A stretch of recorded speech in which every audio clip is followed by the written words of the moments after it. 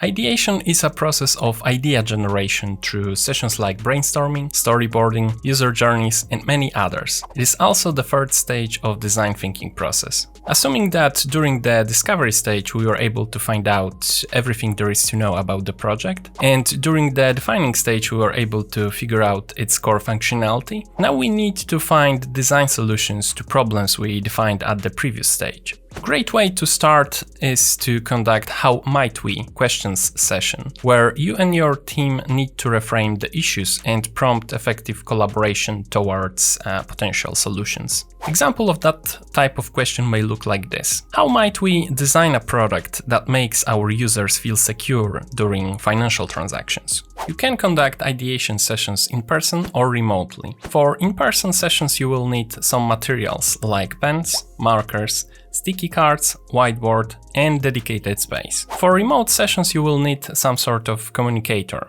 like Google Meets or Zoom, as well as some sort of virtual space like Mural or Figma Jam. No matter if sessions would be conducted in person or remotely, one of your team members needs to act as facilitator. People need guidance, inspiration, and activities in order to get the process started. Those involved should be provided with an environment that facilitates free, open, and non-judgmental sharing of ideas. Brainstorm session involves creation of new concepts from a central idea. Brainstorming is one of the primary methods employed during the ideation stage of typical design thinking process. This method involves focusing on one problem at a time, while your team builds on each other's points and ideas with the aim of gathering as many potential solutions as possible. General good practice around brainstorm session includes setting a time limit, starting with a problem statement, possible questions, or a goal and staying focused on the topic. Differing from judgment or criticism of generated ideas. Encouragement of weird and wild ideas. Aim for quantity,